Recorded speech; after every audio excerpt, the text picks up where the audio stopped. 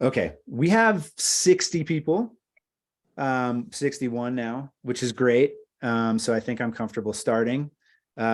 Everybody, welcome to this 2023, I guess we're calling it a roundtable seminar on the Herreshoff 12 and a half. You know, we're 110 some odd years from the design and building of the first boats.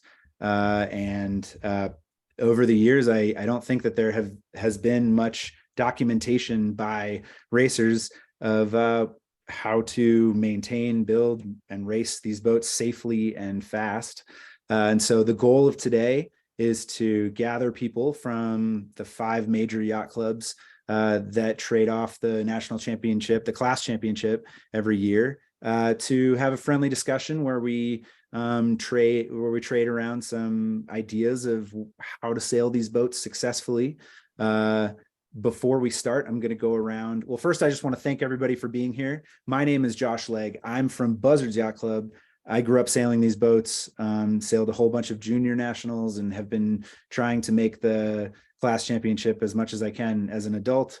And I personally, you know, it's one of my life missions to try to keep this class alive and growing. And so this is a small piece of that puzzle. So thank you for everybody for being here, but especially to the 6 participants from the clubs. Let's go around in a quick circle. I'll just introduce everybody. First, we have Mike Garfield from Quissett. We have William Barry from Beverly, as well as Rich McNeil from Beverly. Ken Dobler from, hold on, you're not actually listed here as from Edgertown, so I'm going to quickly just add that for you. Ken Dobler's here from Edgertown. And then we have Larry Davis and Alex King from Shelter Island, who I'd like to make special note this year, are 2 sailors who will be hosting the class championship in late July. So if I'm not mistaken, it may not be posted yet, but the link to register for the championship at the end of July will be posted in the chat. So if you want to go there, if you haven't registered yet, now's the time. I've heard many a legend of the hospitality of Shelter Island Yacht Club.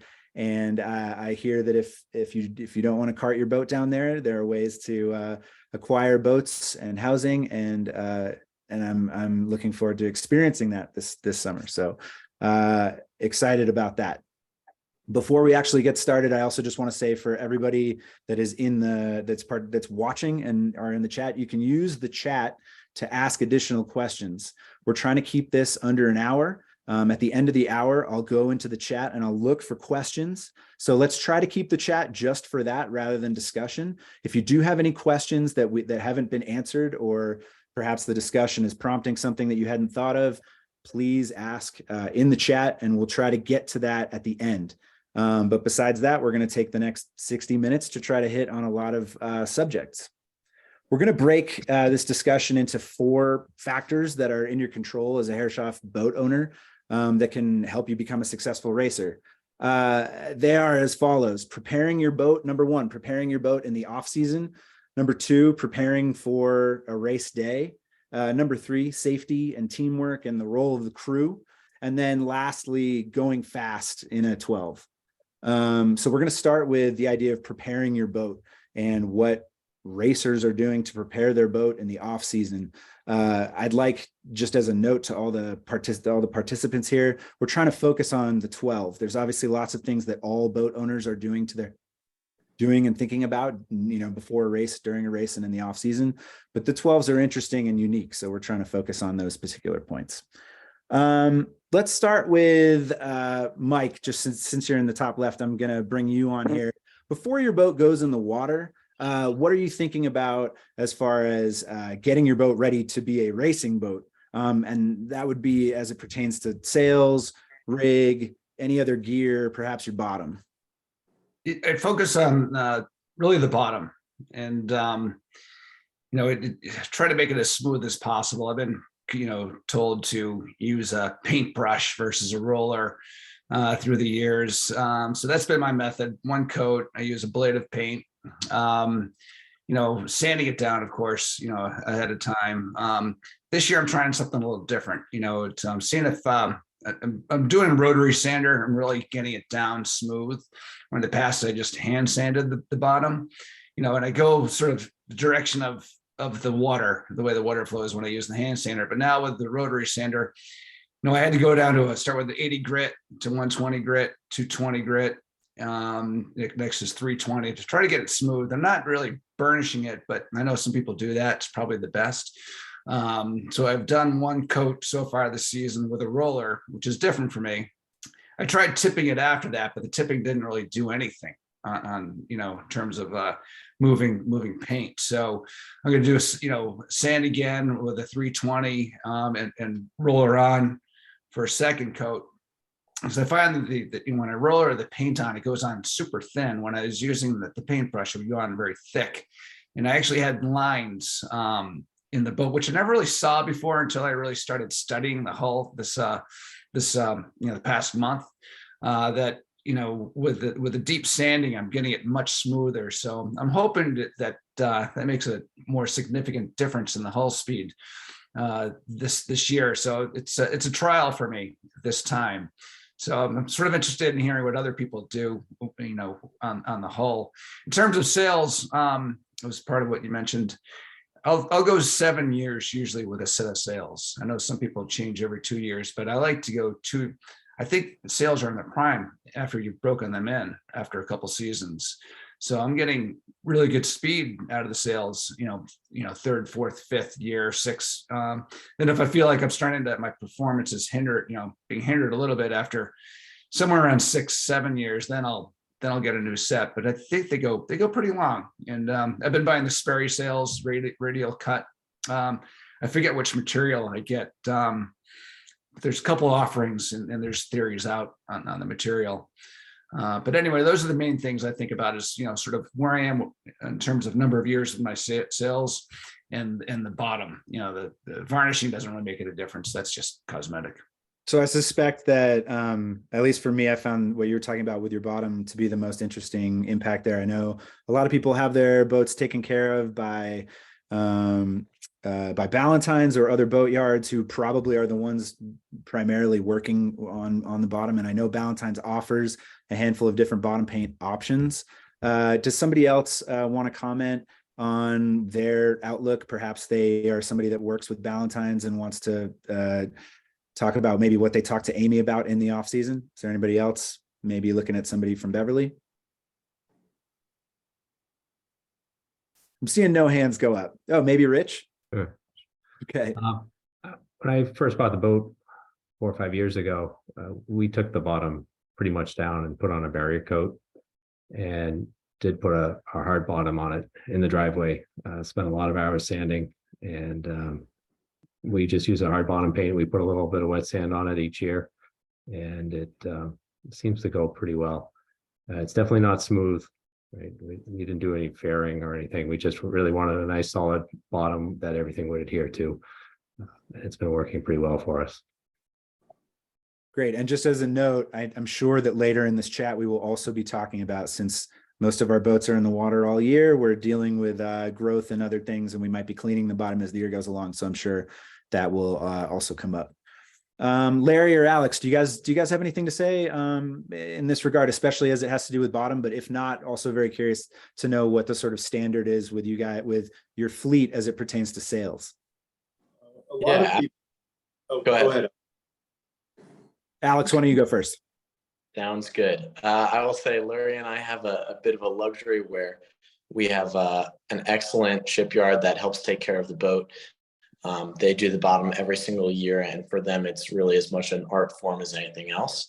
So we're very comfortable with how they do that. We also use ablative paint rather than something that's longer lasting, but it's never seemed to be an issue for us. As far as sails, our sails are relatively exposed to sun, wind, and other elements. So we tend to refresh them every 2 years or so. Particularly given that they're used every week through the summer, and particularly the longer they're out there and the windier the summer is, the less useful life we get. We don't historically use the radial cut. We tend to have a deeper pocket, so we don't really need them to get the same usage in order to have a full shape. Great, thank you. And just to add, we also kind of check the lines every year. We do a lot post-season before we have the name of the shipyard is Langendahl, and they service a lot of the boats in the fleet, which, by the way, I understand is the largest fleet in the country. Little Shelter Island plug there. And we go through a checklist with them so that if there's any additional work to be done on lines or any of the rigging, they know to take care of that before they launch the boat in the spring. Great. That's very interesting. Okay, so we touched on sales a little bit. I don't really have much to add except that, at Buzzards, there's definitely varying schools of thought. I was raised to think the same thing that Mike said, that, sales do break in. And then of course, I sail on the West Coast now in Harbor 20 fleets where people replace their sails every year religiously. And so, lots of different ways to go about this. And I don't think we need to get into sort of litigating the Sperry versus North questions or anything like that. But this is a great start. It's interesting that you brought up halyards. I think one thing that I was really curious to ask about is and whether or not you've read Moffat's tuning guide. It was one of the first moments where getting away from the tri-strand, really stretchy old halyards was first talked about. And I think most people are sailing with non-stretch halyards at this point. But I'm curious if anybody has any thoughts on any changes that have happened since that tuning guide was written, especially as it pertains to rigging and halyards. Maybe Ken, do you have anything to add to that?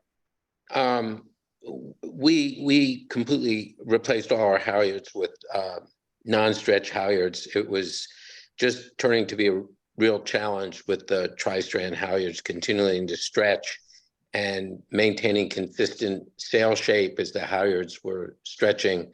The other thing we found to be really helpful was the Ronstand blocks, and we've gotten rid of all our cleats for both halyards and sheets, which allow for a much more fine-tuned and rapid adjustment of both halyards, especially peak halyards and sheets. I don't know if people are familiar with those or not, but they've really transformed how well we're able to adjust our sail shape with the use of these Ronstand blocks. And just, I can clarify, I guess, for some people who might not understand that is definitely an adjustment and an addition to what Moffat suggested in his older tuning guide, which is that the normal cleats that are used for the halyards, and you mentioned the sheets as well, but specifically for the halyards, people are starting to replace those with the Ronstand or other forms of cam cleats, which are really easy, unclick and click on. And that's something that I've seen, in many of the competitive boats. And obviously, we may get into this more when we're talking about making the boat go fast, but there's no doubt that quick and efficient trimming, especially of your peak halyard while you're going upwind, is a real critical part to making the boat go fast. And in my experience, I think that that's something that a lot of beginner 12 sailors maybe don't focus quite as much on. So that's a great point, in addition to the original tuning guide. Just one other comment, which I don't, no one has really raised in terms of sales, and that's again, not to be litigated, but how one bends the sails on and how much tension is applied to the lashing on the jib boom or the main boom or the gaff boom in applying the sails to the boat. I know some of our boats have tracks which allow for less manipulation in terms of tension for the securing lines along the boat, as well as adjustments to the outhaul. So I don't know if other folks have comments about their views about how they bend their sails on. I'll make just a quick comment, which is that I know in the last couple of years, the class rules have been been rewritten in very specific ways. I know Terry Kronberg has done a great job in making the wording a bit more specific about how loose-footed you can make your jib, how loose-footed you can make your main. The class rules are pretty explicit about that, so I don't think we need to talk about that specifically, but I am very curious about what people think about overall tension on their jib boom, on their main boom, and then on their gaff as well. Bill Barry, do you have any, when you're going into a day, let's say a light wind day versus a heavy wind day, are you adjusting the out haul tension of your peak at all, or how much are you thinking about that on a day-to-day racing basis? The outhaul on the boom, I'm really not too worried about. The outhaul on my jib, I do worry about it a little bit, but I'm not sure what's really good. I do lash the clue of the jib tightly to the jib boom, which I think is different from what George Moffat recommends, and I think that's because he's normally sailing in our local fleets, he was normally sailing without a spinnaker. So I do think it's a little faster to lash the clue down to the jib boom, and I really haven't figured things out as far as what's best on the outhaul on the jib, but I do play with it a little bit, and in power conditions, in conditions where I think that it requires power, I am loosening the outhaul a little bit, not very much. I'm using Sperry sails, so I think there's a difference between sails, and they're different shapes, but this is what's worked the best for me. For the peak outhaul, I don't really worry so much, because I think a lot of the tension on the peak outhaul is determined by your throat outhaul. Your throat halyard tension. I think that the tighter you get your throat halyard, the tighter the sail is along the gaff. So and generally what I do is I get the throat halyard fairly tight.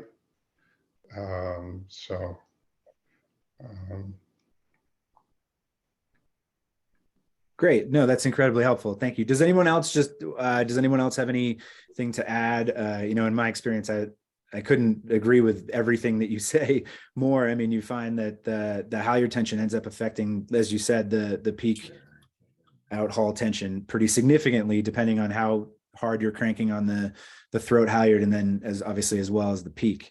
And I think that's a sentiment that everyone can agree on, which is that we have our suspicions about outhaul tensions, but none of us are really sure. And you think you have it figured out, and then you do it the way that you think is supposed to work, and the boat doesn't go as fast.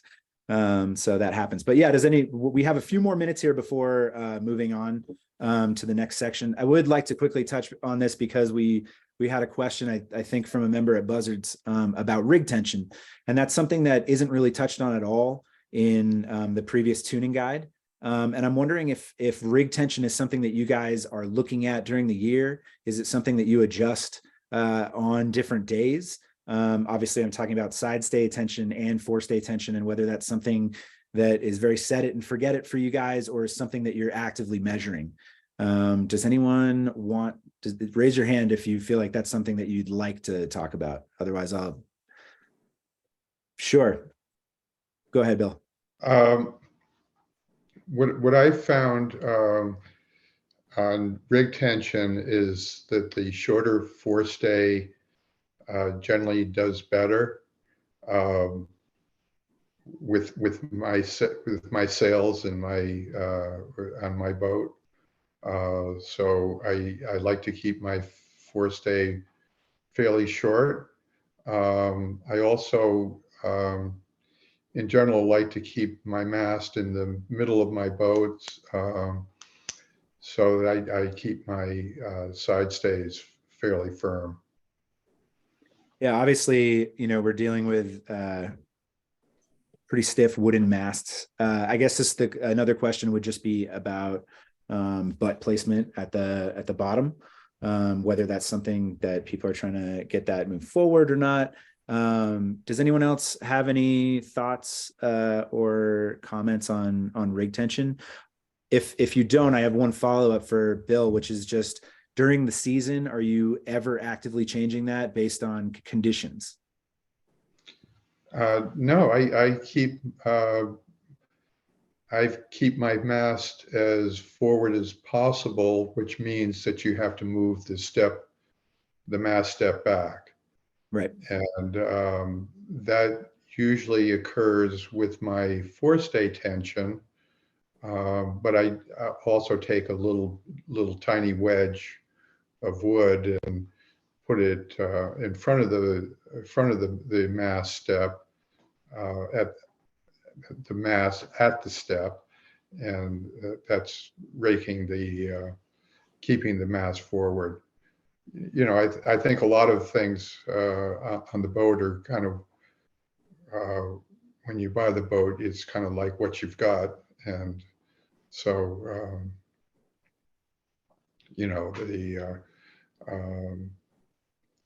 possibly you could change things a little bit, but I haven't altered anything, and I just keep my mast forward.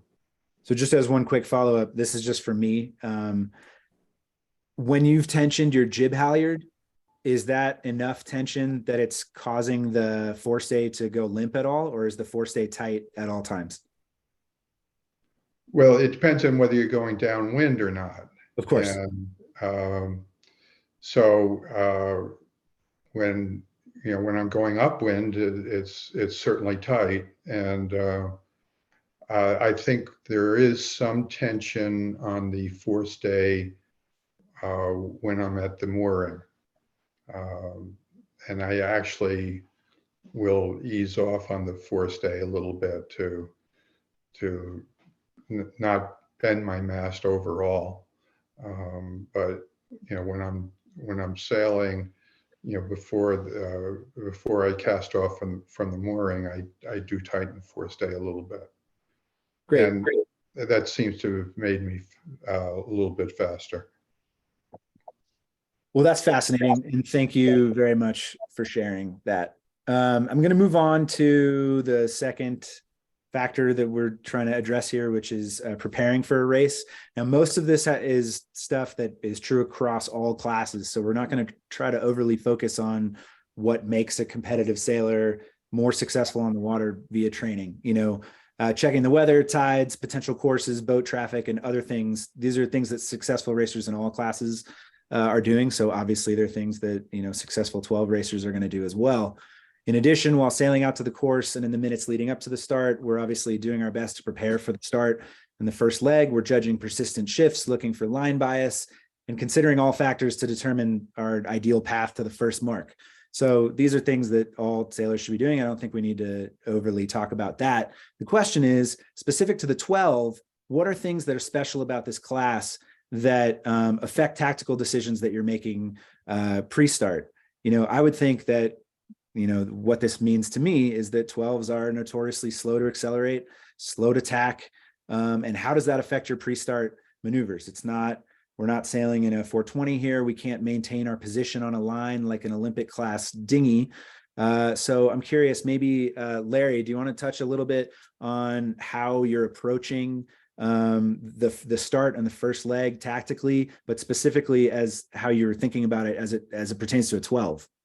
Well, I think you said it well. The boat is slow, right? So whatever we're doing, and the winds vary on Shelter Island where we sail. So it's kind of each day is a little bit different. Each race is a little bit different. So Alex and I are always communicating about where we see wind, tide, current.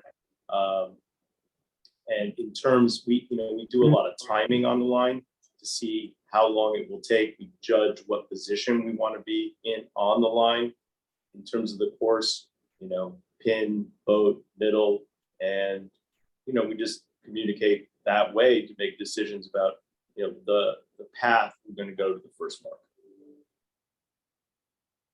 And just onto that, I would say that for our circumstances, our races are driven at least as much by current as they are by wind.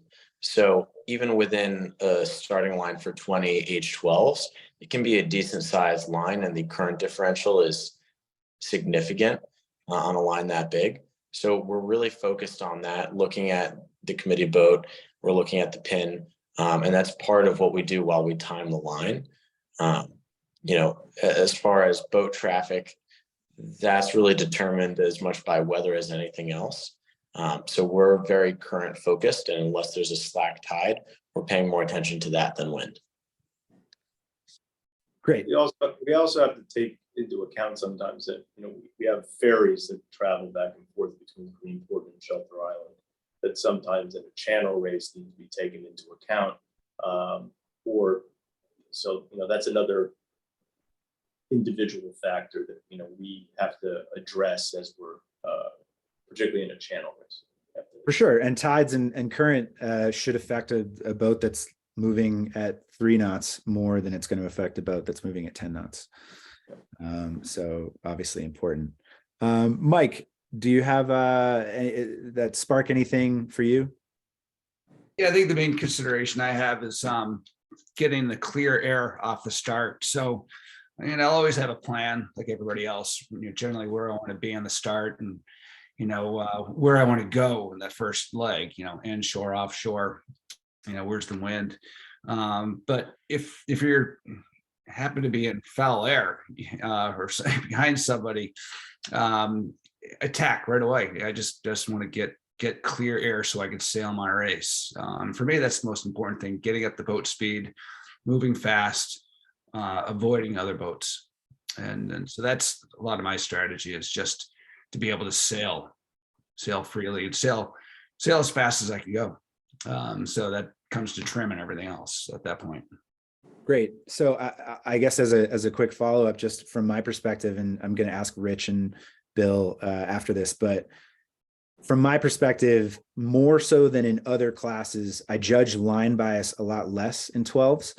Even if the pin is favored, but I want to go right, the chances of me being able to start at the pin and find a way to get back to the right is quite low, more so than in other classes. And so creating a gap so that I can have clear air, for the first 100, 200 yards, maybe, the first 150 yards off the starting line is of maximum importance to me so that I can go in the direction that I want. So to me, more so than in other classes, having a lane and being able to go to the side of the course that I want to go is much more important than any problem, any issues that I'm seeing with line bias. Does that, Rich, does that go with what you have experienced? Yeah, I agree with you, Josh. I think you need to make sure you have a clear lane. I think you want to decide based on whether you're going to tack out onto maybe an unfavored side. You would have to think about where the wind is persisting, right? If a left hand shift versus a right hand shift off the line, how much would it hurt you to actually tack out? But I think if you can't get clear very quickly, then you will be following people for a very long way. And on these boats, it is not a good thing if you're sitting behind somebody for a couple minutes on that first part of the beat.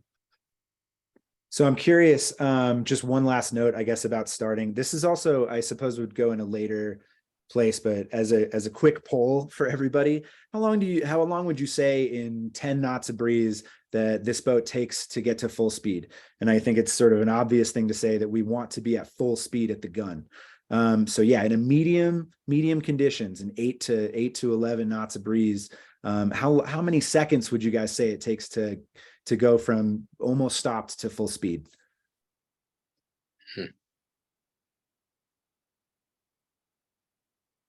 More than 30 seconds, especially if you're in a lot of chop at a starting line. And so what's interesting about that, does anyone disagree with that? Because I certainly would agree with that. And because of that, It's how longer. often I it think might it's- be longer. Yes, it might be a minute, if there's Yeah. chop and it's on the lighter end of that. So in that, the interesting balance that you have to make in the 12 is understanding that it's actually going to be pretty rare that you're actually at full speed at the line, because the more competitive the fleet gets, the more people are holding their position and keeping their holes. You certainly noticed that at the class championship, that you at times have to sacrifice being at full speed in order to have a hole and to be at the position of the line that you want to be. So I'll just sort of end that piece there, because I think we could that's true for a lot of different boats, but certainly the 12 has its unique issues. And I don't know about the other clubs, but we have anywhere from generally 20 to 25 boats on the line, each Saturday when we race. So it's a lot of boats to take into account as to where you want to be and to kind of accelerate to be able to get to full speed, to your point. So that's why I think it's more like a minute to get to speed. Agreed. Yeah, it's pretty rare that you see a boat that I like approaching on port and finding a hole and tacking. It probably just comes from my dinghy sailing background. But even with that, I'm in a lot of trouble if I haven't tacked onto starboard, by a minute left. It starts to become a real problem. The last part that I want to focus on here, as far as pre-start, is specifically about the 12s, and that's retensioning halyards. When I was growing up and we weren't using non-stretch, especially on a breezy day, retensioning all 3 of your halyards was something that was kind of like a cheat code for me. I always felt like I could get more tension and then I'd go faster in heavy breeze. Now that we're using non-stretch halyards, I'm curious about how much you guys are actively retensioning your halyards before every start. Maybe Bill, do you have a comment about that? Yeah, I probably retension my halyards at every start, and I do use non-stretch halyards, but even the non-stretch do stretch a little bit. So I think it's advisable to retension your halyards before every start. Especially in breeze. Yeah, I don't think we could have wire halyards, and I still think that there's things about the 12s that are just going to flex and change. And it's one of the beautiful things about even, we have, most of us sail glass boats, but there's so much that changes in between every race, and especially in breeze. I think that's one of the first things that beginner sailors can start to do to make sure that they can go faster consistently. This is not a boat that you can set and forget, even though it's a 100-year-old class. Okay, so I'd like to Just move one on. comment, if I can, about the halyards. Of course, please. So what we do is we put reference marks on our halyards as guides to how we want them set in various wind conditions. So it gives us a guide as to where we think they should be, and from which we can make subtle adjustments. So we'll have a breezy setting for the halyard and a light air setting for the halyard, and we just do these with Sharpie markers on the halyards as they come through the rod stand blocks. So it provides a sort of quick guide as to where we think we want to set the halyards, so we don't have to spend a lot of time dealing with that. I don't know if other people do that. Do you set that at the beginning of the season? Do you wait for each condition to make that determination as to when you do it? I'm just curious. Yeah, we go out and spend a fair amount of time prepping the boat before our racing season. So we'll try to go out into various conditions, and we'll try to go out, if it's blowing 15 to 18 knots, go out there and get a sense of how we want to set the rigging. and then mark that. And then on another day, it may be a light air day, and we'll mark that. And they're not absolute guides, but they provide us some point of reference from where to be, how, you know, especially on the gaff halyard. If you're trying, you know, releasing the gaff downwind and you want to tighten it up as you're rounding, okay, well, how much do I tighten it up? And, you know, you don't have a lot of time to make that decision. And so we find these marks to be particularly helpful. I mean, I'm the one who does it because I'm primarily crewing. So it makes a lot of the adjustments smooth and fast without having to spend a lot of time when there's a lot going on in the boat. We've all had really crazy leeward mark roundings in 12s where you might get the peak up all the way, but, you know, or maybe you don't. I totally agree that having a rough guide is really important, because it's a lot of times you've just got the skipper kind of yelling like 5 more inches as he's trying to pull the main in or whatever. Yes, exactly. And so anything that I think so much of what we're talking about as far as setting your boat up in the off season and before the race, all of these things, the goals, the reason why we're doing it is so that when we're in the boat, we can spend more time focusing on making sure that we're trimmed correctly and focusing on tactics and speed, so that we're not worried about all this other stuff. So marking, you know, making rough markings for your halyards and your sheets can be, they're not telling you how to trim it, but it, you know, as a guide, it's really great. So I think we can move on now to the third section, which I called safety, teamwork, and the role of the crew, which I think is something that a lot of people are interested in and curious about. So Ken, I'd love for you to start here to talk about sort of a crew's role with situational awareness and maybe how important safety is as a crew. Yeah, when the group was talking about this, and we were talking about what the role of the crew is, and I'll have to predicate this, is I used to skipper my 1938 wooden boat, and when we transferred into a glass boat, I switched to crew, and my buddy Larry now is skipper for the glass boat that we race. But the visibility on an H12 can be challenging, both going upwind between the jib and the main, or downwind with the spinnaker. And so when people ask me what's the most important thing for a crew, I say eyes out of the boat.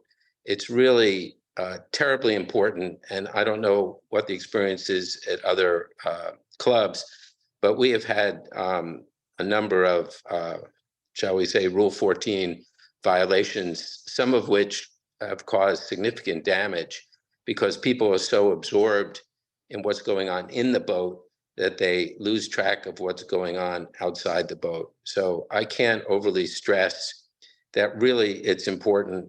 I mean, Larry focuses on driving the boat and sailing it on the proper course for the wind.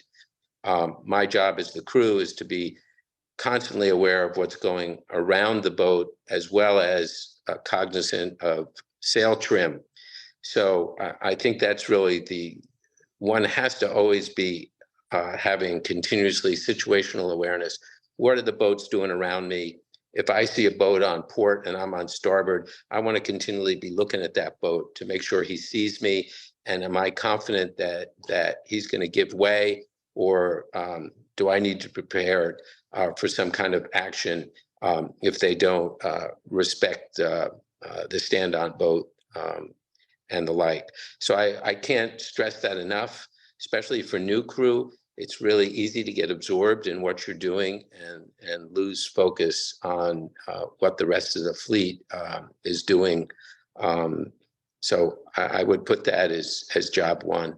Doesn't sound very sexy or whatever, but it's critically important, I think, to be aware of the safety aspects of racing and being aware what other boats are doing around you. That's great. And I think to just piggyback on that, the 12 is obviously a boat that doesn't have a lot of visibility under the sails while you're going to weather. And so, as a crew, they have much more ability to get underneath the boom and be able to have a good lookout for starboard tack boats if you're on port.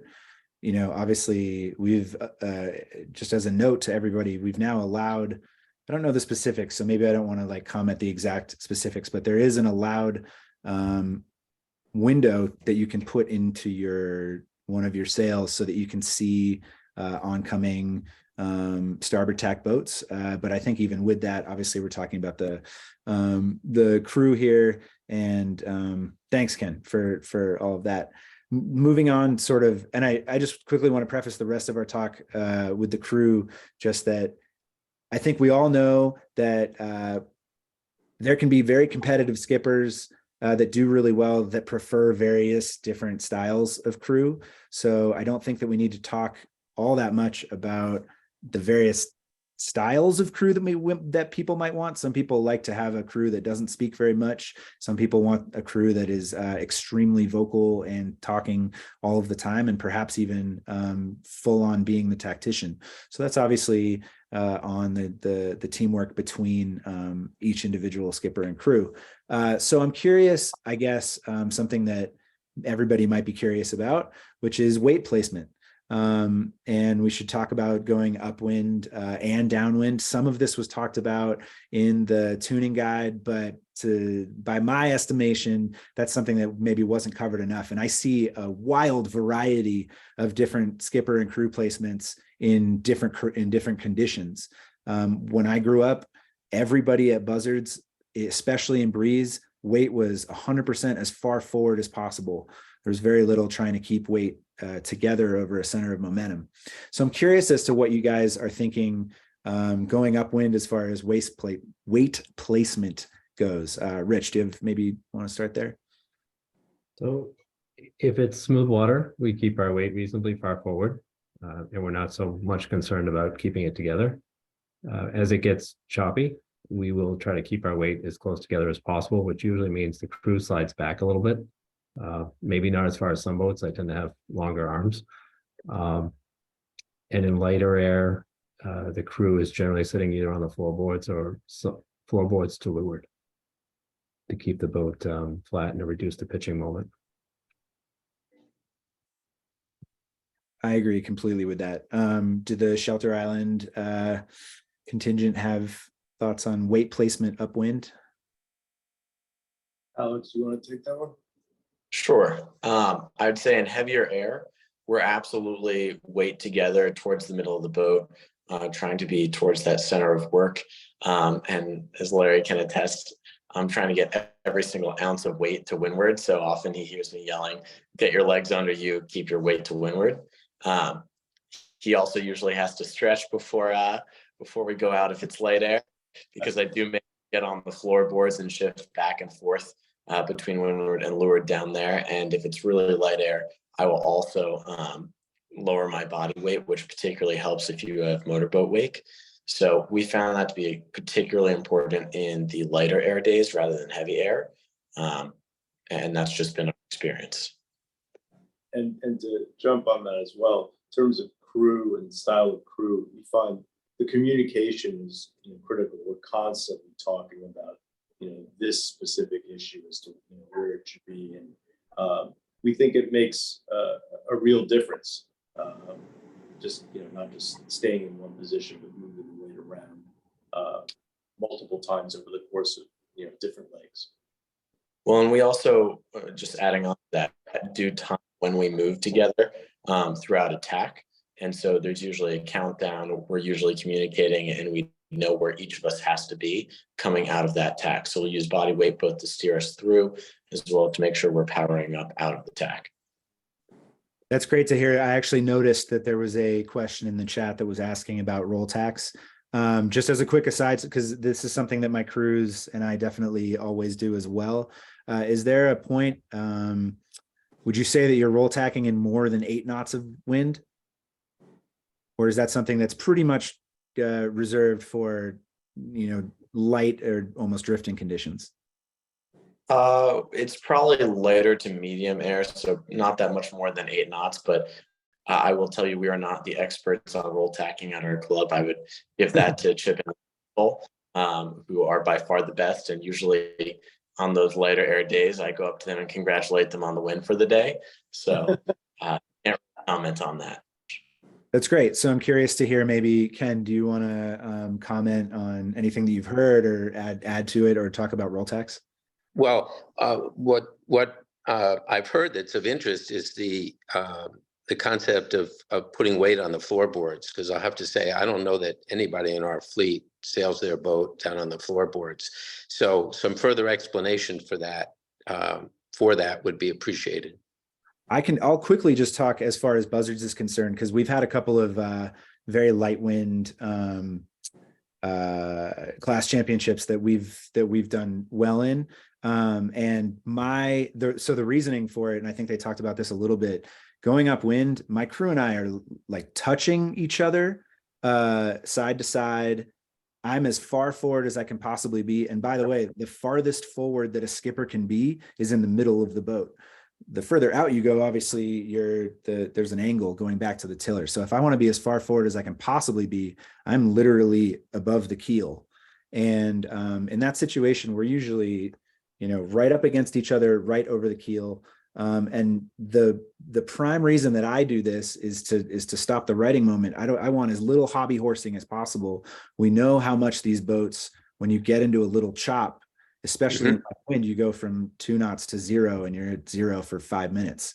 So our goal there is to just stay over the keel as attached. I think of it, I sort of picture the keel in my mind, and I try to attach our weight to the keel as much as possible. The more that the crew weight gets separated, the more that you encourage the boat to hobby horse. Absolutely. Mike, do you want to jump on from there and talk about sort of the Quissett mindset? Yeah, most people in Quissett are on, actually split. Like, so the skipper as far forward as possible. And I see a lot of their crew, as far forward as they can go. It's not how I do it with my crew. I'm more like you, Josh. I'm as far forward as I can be, right at the seam of the bench. Essentially, my crew is attached to me, and so I'll just have them positioned right there. But what I do a little differently though is I'm on the floor most of the time. My crew will often be on the floor with me too. So people sail by us, they don't see us at all. So I'll need my crew obviously to keep eyes to windward for me. So they could be on their knees a lot looking windward, but I'm looking at everything lured to us. And I find that it's very helpful to depending on the winds, I'm not going to do that in anything over 15 or so, but underneath that, I could be on the floor a lot. If it's, I guess, 12 to 15 or so, my crew may be on the bench, but I'll be on the floor.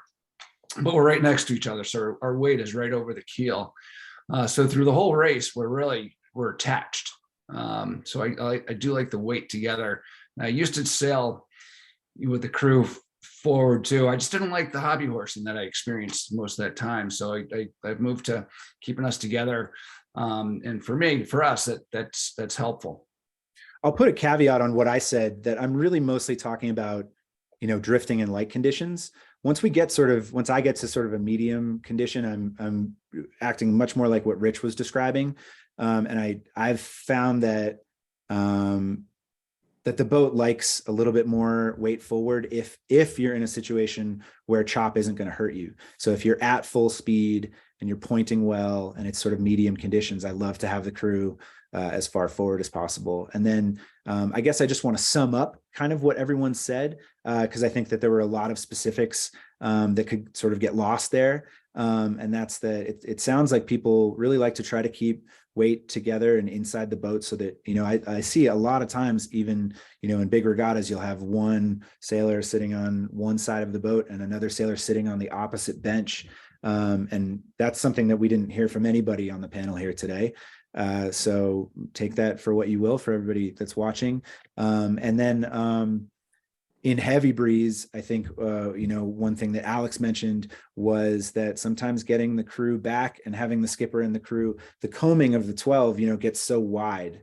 And if you really want your weight out as far as possible, you have to scoot back and get outside a little bit. I'll mention one little last thing, which is something that every single crew that I've ever sailed with in their first time in a 12, in heavy wind, they will take their feet, they will try to sit out, but they will take their feet and they will put them on the seat to leeward. And that just want to like make a note that that is negating the entire everything that you're doing by sitting to weather. If you're putting your foot across the boat and putting it on the leeward seat, you're putting your weight to leeward.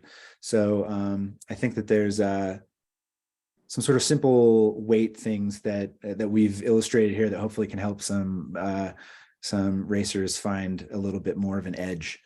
I think we should move to downwind now because we're talking about crew work here. I'd like to mention one thing. Sure. I think that when a lot of times the crew is to leeward, and I feel that the boat goes faster when it's really, really flat. And it's not one thing that's apparent from reading George Moffat's tuning guide. But I think it's really important to get the boat flat. And I think in a lot of conditions, the crew is sitting to leeward when they shouldn't be. And if they would come up to windward, I think the boat would be faster. But it's just my opinion. Great, thank you. So we're I want to try to keep this part brief, but it is something that I see probably the most variance in, which is crew and skipper placement going downwind. And then the second question that I wanted to just quickly raise going downwind is there was a specific question that was asked by one of the members that wanted to hear about this is, are people flying their spinnakers differently in light wind versus heavy wind? And then I think secondly, the question would be, what do you guys feel is the ideal setup with skipper and crew positioning in the boat? Because, you know, there are a lot of dinghies racing that says that the crew should be on the weather side because so that they can have a better view, so that they can trim, and that trimming is sort of the most important job going downwind. And of course, then how do we feel about having weight on opposite sides of the boat? So maybe Mike, do you want to kick that off? In terms of assuming we're going straight downwind, at that point, I do like to have the crew and I on opposite sides. And I usually take the windward side. That's the angle I like to see, you know, from. I just don't feel like I sail as well if I'm sitting on the leeward side. It just shifts your point of view. It does impact the crew's ability to see the windward, you know, side of the sail. So I'm communicating with the crew the whole time about, you know, pull it in, let it out, you know, having them adjust because they just can't see it. But it works fine, you know, and it obviously, you know, on a more windy day, the crew is going to have instant feedback from the feel, you know, of the sheet, you know, if it slacks at all. So it's not a problem then. But and then in terms of position, I'm probably sitting a little bit more astern going downwind, but the crew, in this case, the crew will be a little bit more forward, or, you know, maybe on the center line. So we're not, you know, the rest of the race, we're sitting together, but at this point where we are apart. Great. Larry and Alex, do you guys have thoughts about that? Weight placement going downwind, and then also, well, yeah, just weight placement downwind. Sometimes we'll switch out, and Alex, who's the skipper, will come and fly the spinnaker, and I'll go into the back of the boat. He's generally in the middle, and then I'll be on one side or the other, shifting back and forth, so we don't stay static. We're kind of constantly in motion. We just find that that's a good way for us to do it.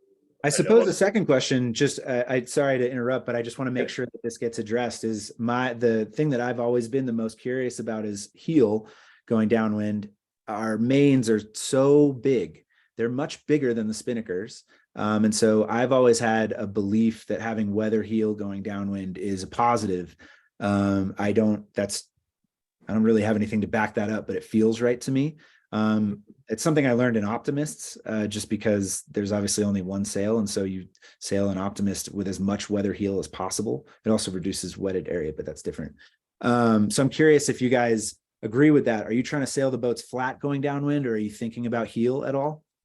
So Larry. we actually keep windward heel so that the main is higher. The challenge you run into with a boat like an H12 is the self-packing jib. And if you are indeed flying a kite at the same time, if you have too much heel, you don't want it to be really interfering with the clean air for the kite. So we go with a modest heel, and that's part of why we're also moving around the boat, whether Larry is to windward or to leeward.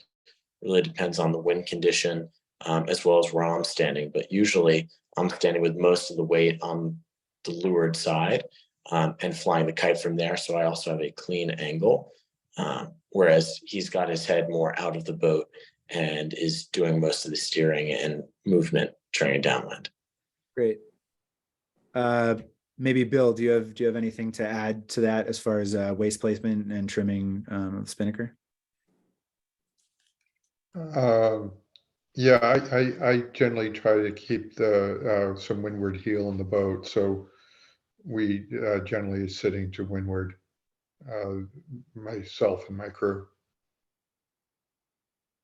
Great. Does anyone else have anything to say about that? There was a question that was asking about spinnaker trim in light wind versus heavy wind. If anyone has anything to specifically mention about that, in my experience, I generally trim an H12 spinnaker just like I would trim any other symmetrical spinnaker on any boat. Does anyone have any specifics that they would like to bring up as it relates to the 12? Perhaps the jibs effect, since most of us are leaving our jibs up. So it sounds like no. So I'm happy to move on from there. Does anyone else have anything to add about crew work? The only other thing that I might be curious about is how much you guys think water in the boat matters. When it's blowing and we're getting a lot of water, this is a pretty classic feature of a Herreshoff design boat from that era, but they get pretty wet. On a heavy breeze day, I think my crew is bailing, I don't know, 1 or 2 times per leg. Do you guys agree with that? Do you think that the water in the boat doesn't matter very much, or is it something that people should be focused on? Rich, do you have a thought about that? If it's very, very windy, right, waves breaking over the bow, which happens a lot on some choppy days, that's when we'll pump out every now and then upwind. But for the most case, we don't pump out until we're downwind and the spinnaker is up. It's just having the crew shift their weight to get to a pump or to manipulate things. You start not paying attention to things like the next wave that'll break over the bow. So we usually just pump downwind. Great. And then I think obviously everybody, I'm sure, is checking your bilge in between every race and making sure it's as dry as possible before the start, which I suppose we could have mentioned during the pre-start stuff, but is a pretty critical thing. Water's heavy and it moves around, and that's not fast. So moving on to the last section, which I suppose is what a lot of people thought the whole thing is supposed to be about here, which is going fast in an H12. So, now that you've prepared, your boat is tuned correctly and you've gotten your tactical ideas down and your crew is, you have good teamwork and you're all set to go. I guess the question is, as you're sailing along, close hauled, 50 yards after the start, what are you doing to try to get the boat as fast as possible? The 12s are pretty interesting as far as the length of the tiller, the size of the rudder, how much it breaks the boat. Ken, do you have anything that you want to mention as far as just achieving boat speed upwind and how the 12 is a unique boat? So we talked about crew skipper communication, and I can only relate my partner and my experience, but I'm providing constant feedback to Larry, the skipper, as to what our sailing angle is and what fine adjustments might need to be made to keep our sails optimally trim. And that's that's a continued conversation. And my favorite word is up a squidgen or down a squidgen, which means he needs to come up a degree or two, or come down a degree or two to maintain optimal sailing angles as the wind may be shifting or we're getting gusts or whatever. The other issue is to be able to provide feedback as to upcoming gusts, whether they're going to be a knock or a lift, and what our approach to those should be. So to give some advance warning, you know, we have a gust that looks like it might be a knock in 5 boat lengths, and counting down so he can stay focused on sailing the boat and not have to be looking around, wondering what's coming up ahead in terms of what the wind is doing. Great. So maybe Bill, as you're just sailing upwind off the start, and you're this is not a tactical question, but more of a boat speed question. What are you thinking about as far as tiller movement? How concerned are you about minimizing tiller movement? And I guess the second question would be, how much are you playing the main sheet just as you're sailing along on one tack?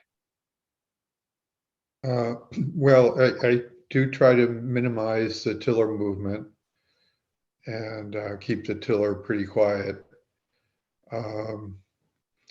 And I do play the main sheet, which is kind of uncomfortable on an H12. So it's not really set up well for playing the main sheet, but I think playing the main sheet is important. So those are, you know, I try to set my sails up so that that my jib is my jib telltales are angled up about 45 degrees, and just kind of hold them in that position. So I do frequently find that I have some telltales on my mainsail too. I find that when my jib and my mainsail are breaking at about the same time on those telltales, that the boat is generally fast. So. No, that's very helpful, and actually goes along with the question that I was planning on asking some of the skippers, which is, are you sailing to your main or to your jib? Sounds like you're sailing a bit more to your jib and trying to keep your main so that absolutely to the jib. Yeah. Jib primarily, and really focusing on the jib. I guess I'll ask a follow-up here, just since this is sort of in heavier breeze. How comfortable are you, Bill, with a bubble in your main? And how are you depowering? Are you depowering by easing your main and allowing that bubble to form? Are you feathering, and are you feathering the jib, or are you trying to keep those telltales even and depowering by easing your main? I ease the main. I ease the main as much as necessary. And I'm very comfortable sailing with a significant bubble in the mainsail in a strong gust. I actually don't adjust my jib very much. Maybe I would be a little better if I did ease the jib a little bit, but actually, the boat is overpowered, so you don't need more power. So sailing on the leech of your main is fine. Okay, so let's thanks for that, Bill. Larry and Alex, what about you guys and how you're approaching keeping the boat trimmed well upwind? And I'm also curious if you're ever making peak adjustments mid leg. Yeah, so I'd say usually if we're making a peak adjustment mid-leg, it's probably because in the last moments before the leeward rounding, I did not adjust the gaff correctly. So my mistake usually falls to Larry then as the crew upwind. As far as making adjustments to the sails on the upwind, we're absolutely trimming to our main. So the jib's adjusted based on the main. And then from there, we're laser focused on keeping clean air flow through the slot. And unless it's extremely heavy air, not having much of a bubble in the mainsail. Lighter air, I'm adjusting probably 3 inches on the main sheet max, depending on whether it's a lull or a gust. Heavier air, it gets a little bit more back to laser days where I'm trying to keep the boat somewhat consistent, where it's more of an ease hike trim. So it really is weather dependent. Great, thanks. Mike, do you have anything that you want to add to that? The only thing that I'd add is, playing in the waves, going upwind. I try to keep the tiller as straight as possible, of course, but I do find, on choppy or wavy conditions, if you can often head up a little higher coming on the backside of a wave going into the trough, and then ease off and try to basically feather, through conditions like that.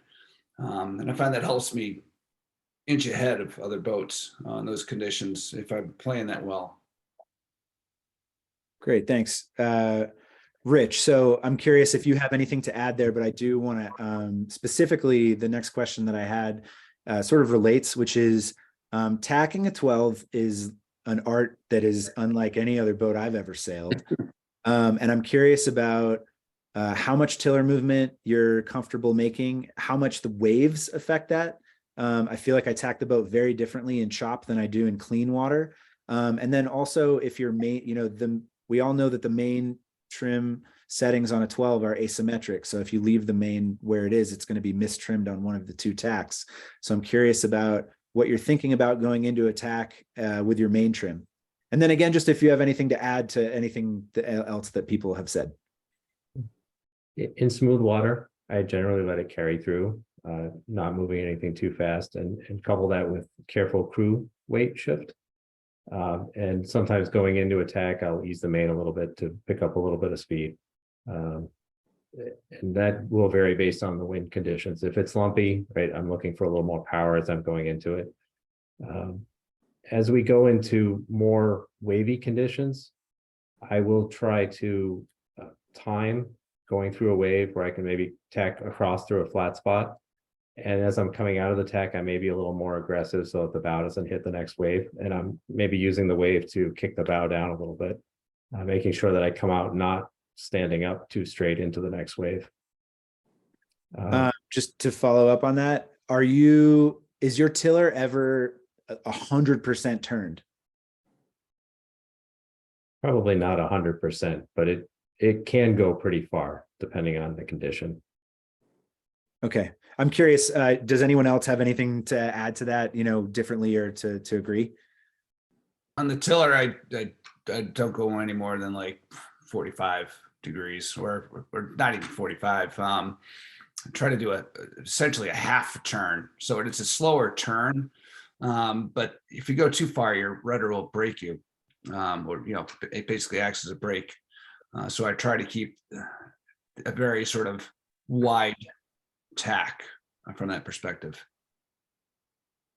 But I'm able to keep boat speed a little bit better going through it. Great, thanks.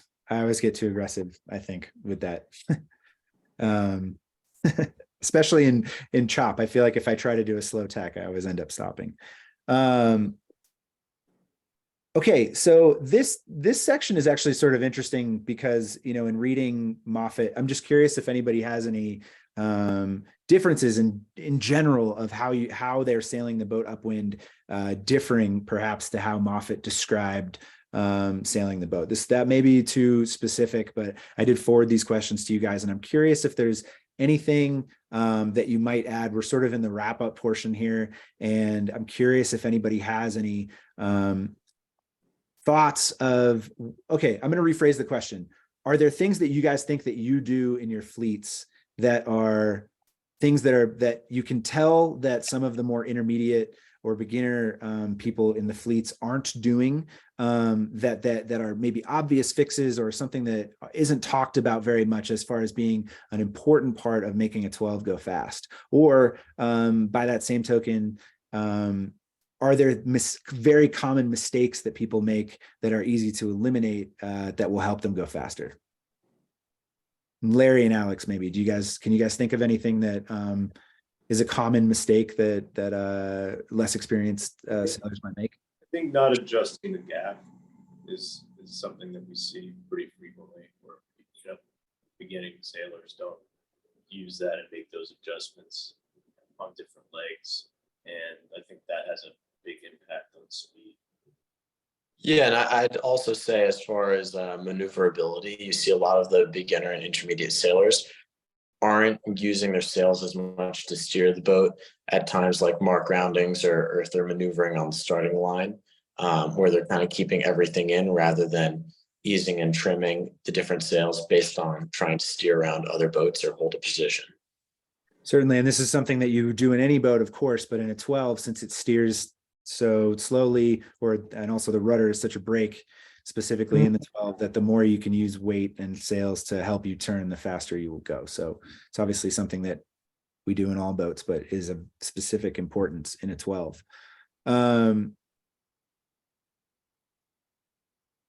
Rich, is there anything, just sort of to follow up on that, is there anything that comes to mind as far as being a common mistake that people make that might be an easy fix? Coming up to the starting line, parking a little bit too much. They're definitely not dinghies. And if it takes 30 seconds to a minute to be going at full speed, it's definitely not fast to be sitting there bouncing along too close to other people. So maintaining a good gap to leeward where you can break out onto the line, get your bow clear, I think that's really important. That's fascinating, just because I think that if we had a Zoom call in 1998, the issue actually would have been the opposite, which is that everybody was doing these long 2-minute run-ups, on starboard tack. And if somebody adopted a bit more of an advanced, strategy to hold a space on the line, they would have seen a lot of success. But I agree. I think in some cases it has shifted too far in the other direction. I'm curious, just because it got brought up about the peak. I know that I've had a lot of people ask me over the years how much I'm actually playing the peak over the course of a leg. And in general, I tend to agree with Alex that I try to set the peak where it feels right in the first, 50 yards after the start, or after, rounding the leeward mark. I think that I should be playing it more, but if I'm being honest, I'm probably not touching the peak so much after that point. So are any of you guys treating the peak halyard almost as a third sheet? Rich, is that something that you guys are doing? In light air, where we're both sitting on the floorboards, I'd say below 6 knots, we play it constantly, and we play it as the puffs come down the race course. We found that to be very effective. As if the breeze is steady, usually we'll tune it before the start and leave it and see how we're going with boats next to us. If we feel bound up, sometimes we'll play it, but more often than not, it's an ease on the main sheet that we'll go after before we'll try to adjust the peak. We do also put a reference mark on it that after things stretch, right, we go out, we set it. Usually it slips about 6 inches is what we've seen. And then we'll put our mark where we like it, and we'll adjust from there based on how the boat's feeling and how the wrinkle looks in the main coming down from the throat. Great. Okay, so I think this is a point at which I'm going to look for questions in the chat. But before that, I wanted to give all of you the opportunity. I think the purpose of this is, this will live on YouTube. Everybody that's watching tonight, this is going to just be a small portion of the total number of people that are going to watch this. And the goal, obviously, here is to be an auxiliary piece to the Moffett tuning guide, and sort of to provide an opportunity for people to learn more about how to make a boat like this go fast.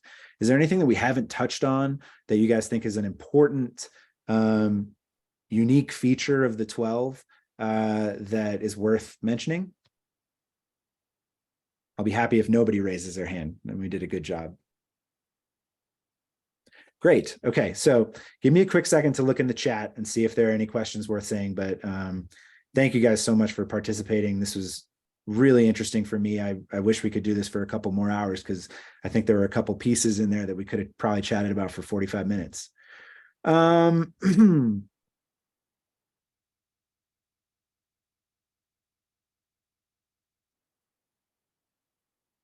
Okay, an interesting question is an estimated boat length loss on attack.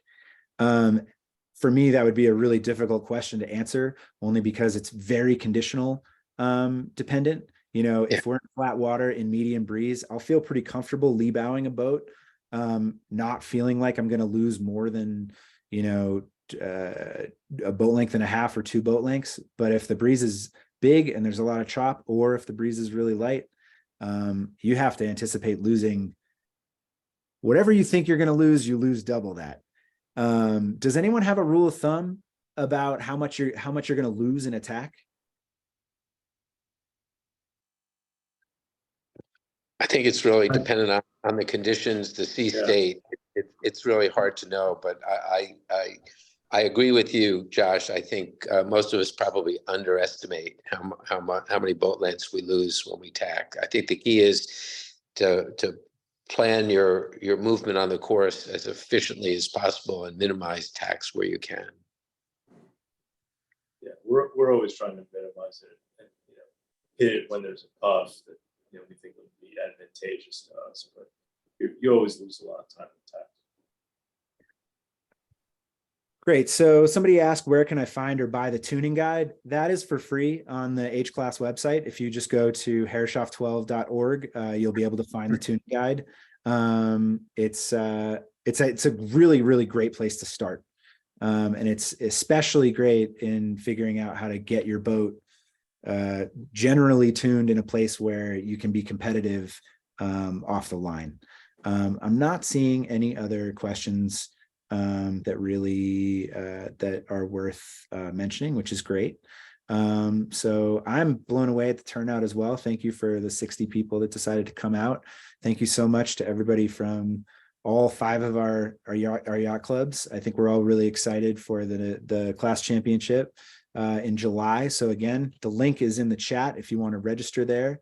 I'll also mention that the second week of August, we're having our second annual Bill Harding Regatta at Buzzards, which is a regatta that we're inviting all the other yacht clubs to come and join us. It has a similar format to Nationals. So if you like a 2-day regatta with a dinner on Saturday night, please come and join us. You can find more information about that at the H Class website as well. This video is going to be posted. It will be on a brand new H Class YouTube channel, which will have nothing on it except for this, but we will post that here for anybody to come and watch. And we will, of course, send this out in a newsletter and then put it on the website as well. So thank you to everybody for being here, and looking forward to a great summer of sailing. Cheers.